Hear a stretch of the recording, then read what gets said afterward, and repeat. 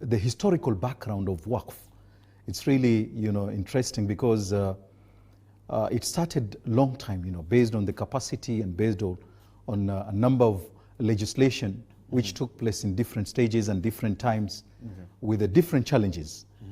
And it came to the realization that there is a need for reforms, there is a need of changes, there is a need of coming up with something which will replace what has happened.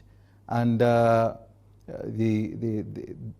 current legislation is an older act, which has changed. Even with the Kenyan constitution has changed 2010, yes. the new constitution. We find that even with the Kenyan Muslims, they are crying, with all assets under the Wakf Commission, there are no any changes, there are no any reforms. So there is a cry for that.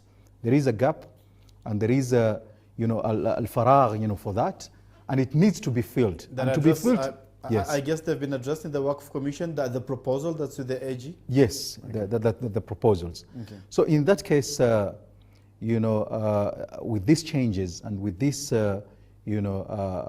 presentation which has been presented to the AG, it needs, people to accept.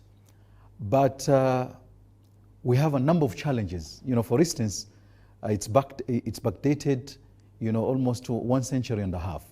These are the things which has happened, all those times. And there are no changes because of the current market. People are still paying, based on the old rates.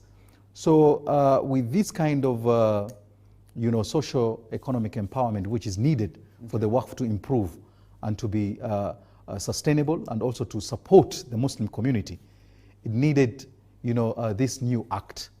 Because, as Muslims, I know, with what I'm trying to present is that we have two legislation, we as Muslims. We have the judiciary, which is chapter 10, Qadhi's Court, Article 170, and we have the chapter 109, which is an Act 1951. The only two legislations. Okay. The Qadhi's Court, it deals with the social aspects, and it deals with the marriages, inheritance, and social aspects. But with the Wakf, it deals with the socio-economic empowerment.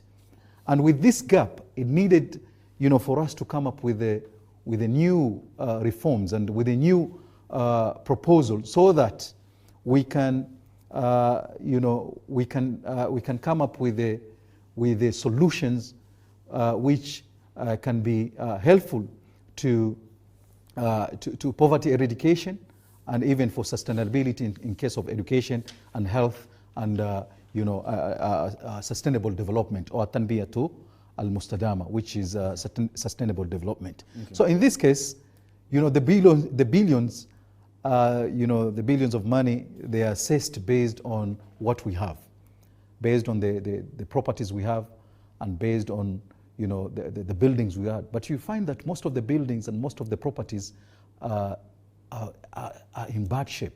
They are older, buildings, and these buildings, it's very difficult to bring them or to be presented in the current market, unless we do the issues of renovation, okay. The issues of reinvest, the properties, or invest what we have into